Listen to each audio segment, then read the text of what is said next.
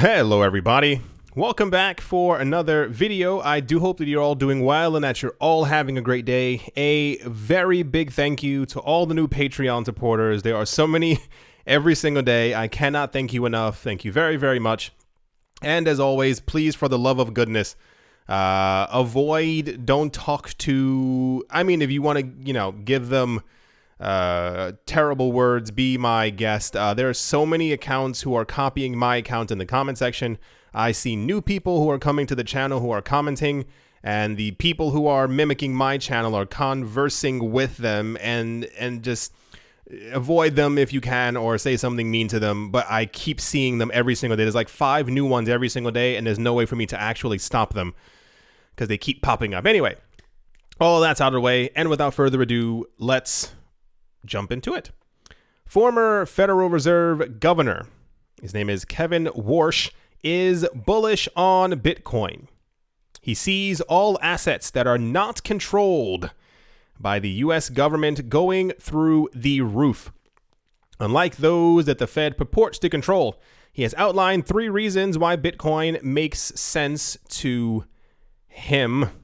Kevin Warsh was a Federal Reserve governor during and in the aftermath of the 2008 financial crisis. He also served as the Fed's representative to the G20.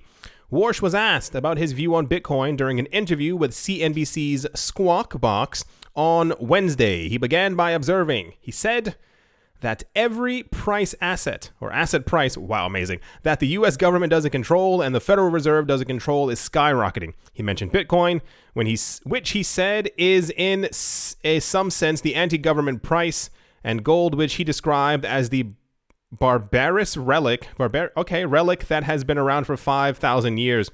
It's a weird way of saying that. He said those things are all going through the roof, whereas those assets which the Federal Reserve purports to control and has controlled for the better part of the decade, these look repressed. So I saw this and it actually kind of shocked me, but then it really didn't afterwards. We've seen a lot of people who are very big champions of the current financial system that we have, who've kind of turned their back on it, and whether that be people from banks, institutions, money management, whatever the actual thing might be. When we got news before that the current head of the Fed was like, yeah, everything is garbage. We're going to keep printing money to make sure that it's not garbage, but the garbage that we're producing is also going to make more garbage. So the fact that the former Federal Reserve governor is like, yeah, Bitcoin's going to go through the roof is, like I said, it's shocking at first, but then you realize that they also understand how the system is. It's not that these people are in the system and they simply go, well, I don't know how it happened. They know, they understand because they're creating it. These people are in economics in some form, so they definitely get it. It's every day is shocking to me now. It's not only the amount of adoption, it's the amount of people who are buying in, the amount of normal people who are figuring this out, the people around the world who are also getting into the cryptocurrency space. And I think it's also the evidence, of the people who were either hated Bitcoin for so long or said that the old system was the working way, that they have basically all come out in support of Bitcoin, or said that Bitcoin's going to make it, or Bitcoin, because it's not correlated to the government or the Fed in some sort of way, is going to do well. It's odd to hear these things, because I grew up, and I'm sure many of you grew up the exact same way, where we never heard things like this. It was always use our system and that's it. There's no other system because ours is the best. So the fact that they're now openly coming out and saying, well, it's trash, and this is why the other things are going up. When other people hear this, and it's going to take a while for people to really understand why Bitcoin is going to succeed. They will eventually get it. Anyway, I thought that was special because it shows a clear pattern of people who are and created the old system, who realize that it's just a mess and that is going to fall, and that crypto and Bitcoin are the future. Anyway, without further ado, let's move on. Here's a crazy one.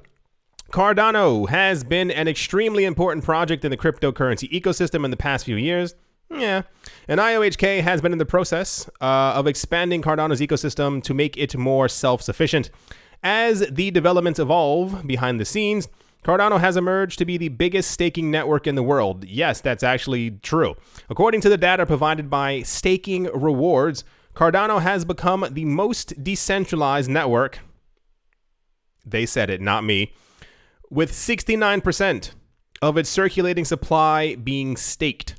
The 7th largest cryptocurrency in terms of market cap, at $10 billion, has surpassed Polkadot to become the biggest staking network. Polkadot has 60% of its circulating supply staked, and it was followed by Ethereum 2.0, which only has, 1.53%. So I tried to make this bigger right here. I mean, it kind of ish worked. Cardano apparently, according to this metric, is the number one staking platform. I would like to know exactly how they mathematical all of this.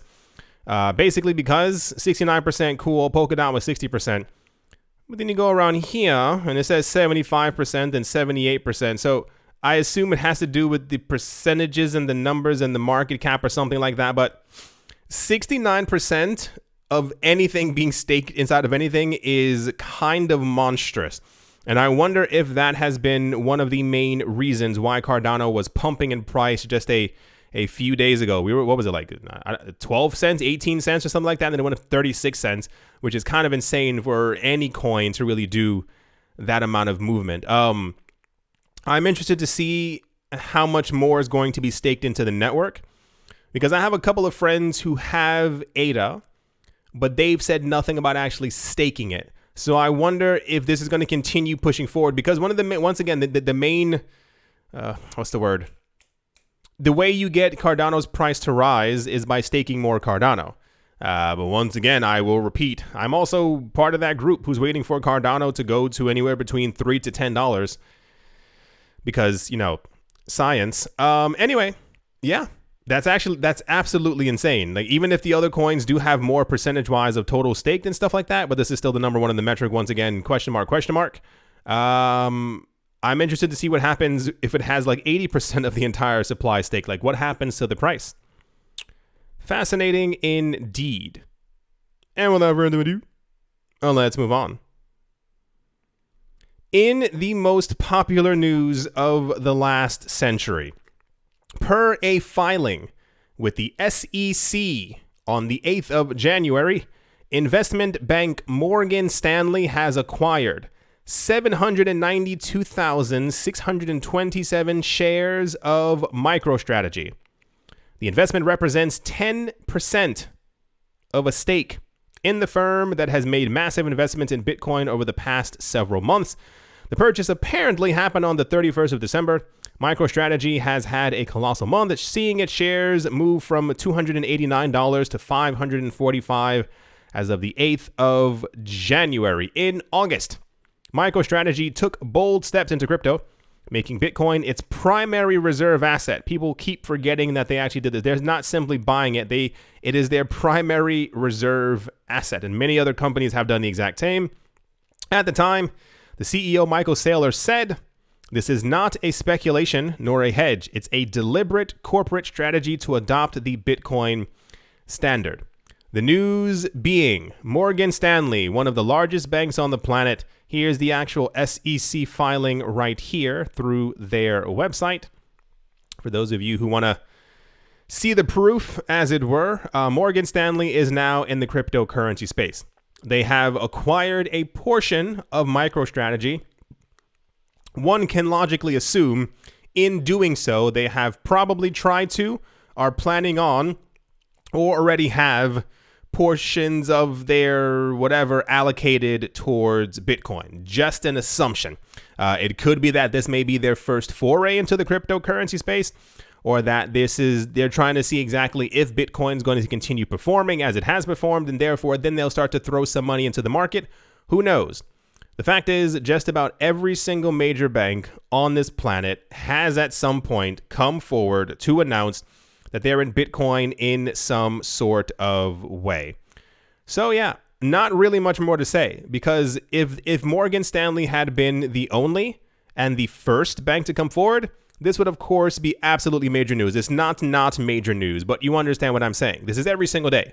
This isn't really brand new news. It's simply that Morgan Stanley is about, 48 banks too late because everyone else has gotten in before them. So with that, I would assume that they are also going to hedge their bets, assumption, in some sort of way by also buying up Bitcoin. This is every major bank in the world now. Every single one has either gotten into the space, talked positively about Bitcoin, has acquired some type of a company who's into the cryptocurrency space, or has announced at some point that they were going to offer some type of staking service or custody service or a buy, sell, hold, and trade cryptocurrency exchange service.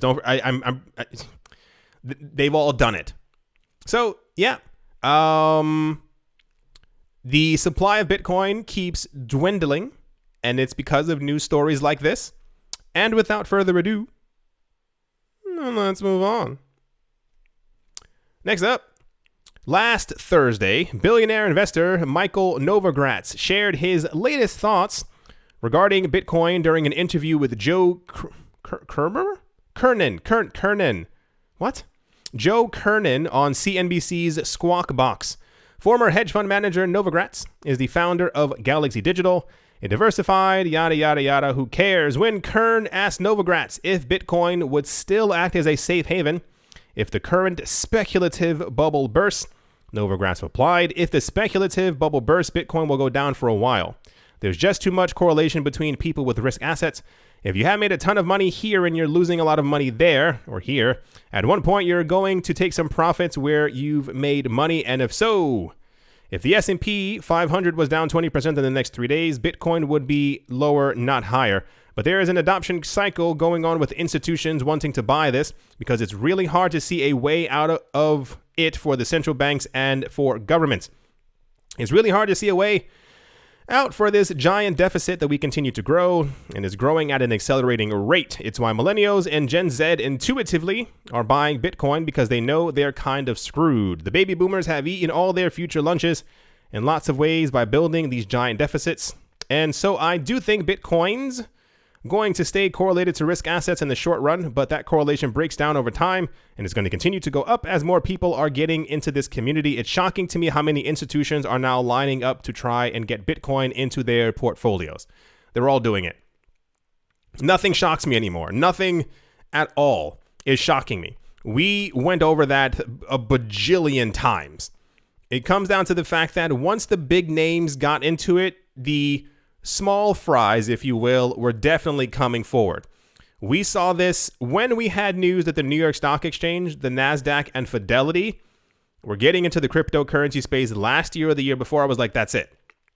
I was like, I know Bitcoin's going to make it. Like, there's nothing in my mind that tells me Bitcoin's going to drop or stop or no one's going to use it. Or like, I knew that was it. Why would the largest stock exchange on the planet be getting into the cryptocurrency space? So we're going to start hearing a lot. It's every day. We've been hearing a lot. But this is why, I don't know if you remember, this was about a week ago. There was a company that came forward saying that they were going to allocate, I think it was like $4.5 million, which doesn't seem like a lot, even though $4.5 million is a lot. We're going to start getting a lot more companies throwing just millions at it. So no longer the 500 millions and stuff like that in a desperate attempt to hold some type of it. But they're no longer working with a situation where, the average consumer would have a hard time buying an entire Bitcoin. These companies are going to start buying 50, 60 Bitcoin at one time. This will be their hedge, but same exact time, thousands of other companies are also going to be buying that 50 Bitcoin. It's just really weird to see it all taking place. It's weird to see it all unfolding before our eyes, if you will. And once again, these are the companies who come forward. These are the ones who actually tell us. Like, the reason we're getting Morgan Stanley is because they're huge. Now imagine the 350 other banks behind the scenes who are never going to be as big as Morgan Stanley, but they still have around $5 to $10 to $15 million to be able to play with every single year. They go, we have to throw that into Bitcoin. That's what's happening right now. Anyway, that's the institutional money Bitcoin Mike Novogratz in a picture news. I don't really know what to. And without further ado, moving on. Also in news that just came out and I can't stop finding it because it's super mega popular news. Dan Larimer, the CTO of EOS, basically EOS, and Block One, and founder of early crypto exchanges BitShares and Steam, announced in a short blog post today that he has resigned. He said, "I am proud of the EOSIO software I was able to create and launch with the help of an extremely talented group of engineers. Alas, all good things must come to an end. As of the end of last year, I have resigned my position as CTO of Block 1, the post read. While the post didn't specify a reason for departure, his recent social media activities may hint at the founder and technologist's next move." So basically, he posted, here's the actual resignation. He posted the resignation on Voice. So the speculation is right now that he's going to now take over Voice or try to, build up Voice or make Voice voicey in some sort of way. I'm not surprised. I mean, a lot of other people may be gasping or stuff like that. The price of EOS at the moment has actually dropped on this news. And once again, I think it's simply a period of people get scared and they think other people are going to be scared, or people sell off because they think that these people over here are going to be scared, and therefore the price drops, and at some point it hits a bottom and the people start buying back up again, what have you.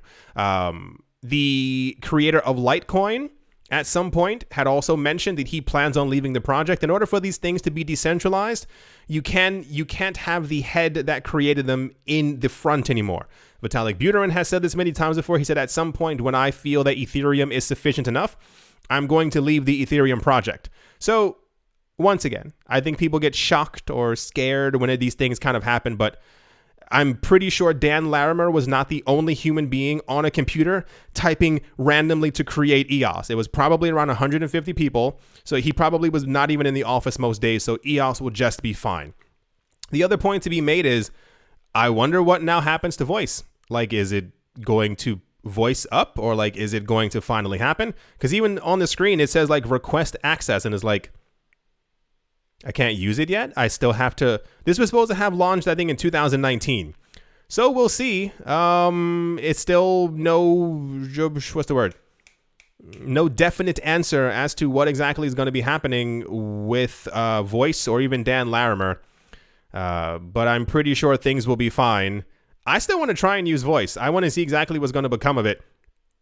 You might have noticed we've had a lot of news about social media platforms the last couple of days, and Voice is apparently supposed to be an answer to all of these things, but you got to launch so people can use you, because otherwise you're not gonna be used. Yeah, EOS price dumps by 25%. It's already slightly back up, so it is. I wonder how markets would be if people didn't react emotionally or didn't get scared. Like if logic really came into play and they're like, oh, okay, EOS is fine, and there was no dip at all, but instead like, oh, it's further decentralized, let's buy more of it so the price can go up. But that's not how logic works. So anyway, very popular news. I assume as the days go on, we will hear more news about this because, logic. And without further ado, let's move on. And so I'm actually making this video earlier than I would normally make my videos. So the timing of things may be a little bit off. I do apologize in advance. So what happened, or what's happening now, you're already in the future.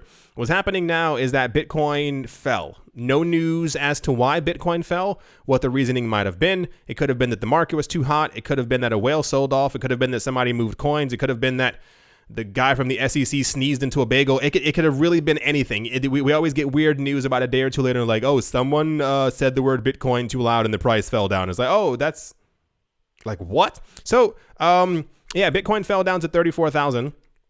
And can you guess what happened after? That's right. It started going back up. So, once again, no news, at least as of now, the time that I'm making this video.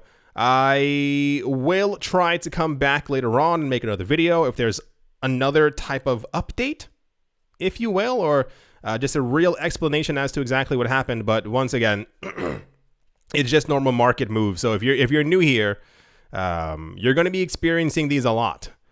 The price goes up and then it goes down, and then the price goes, then it goes back down. It happens over and over all the time in the market. I think when you're here for about a year, it doesn't even really phase you anymore because you just know that it's going to go back up.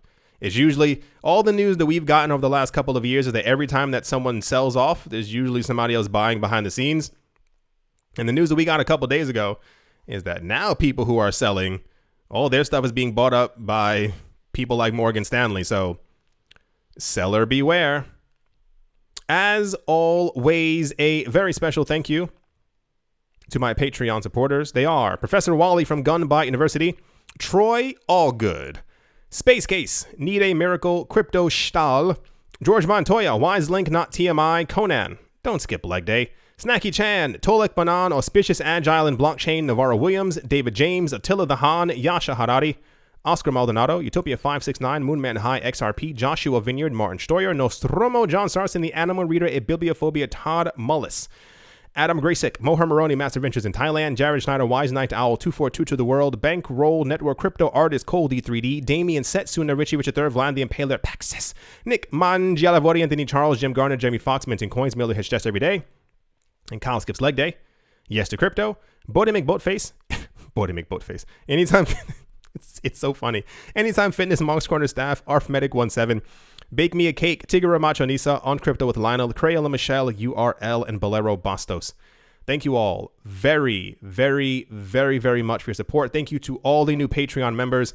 It's really crazy, like seeing the new ones rolling in every single day. I don't know why I did this. I thank all of you very, very much for your support through all of this. I'm glad that everyone's making money. I'm glad that we finally entered this like euphoric phase because it is completely well overdue.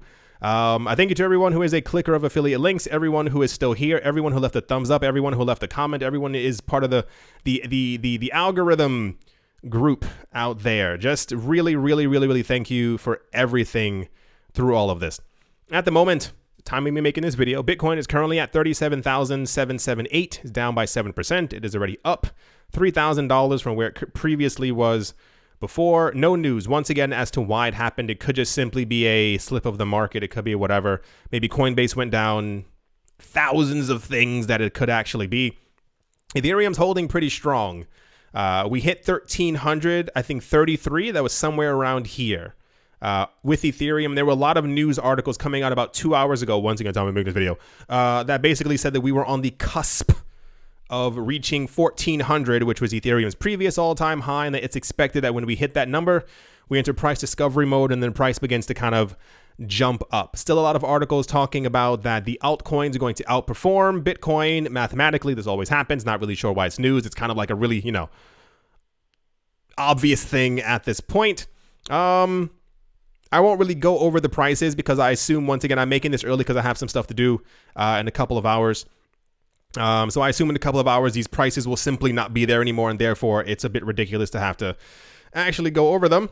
But yeah, I do hope, and even EOS is also back up as well. Logic. I do hope that you all enjoyed. I do sincerely hope that you all are having a great day, a great morning, a great afternoon, a great evening, wherever you are, wherever you might be. I do hope that it is absolutely fantastic. Thank you all once again for watching and or listening, and I will most certainly be talking to you all soon. See you.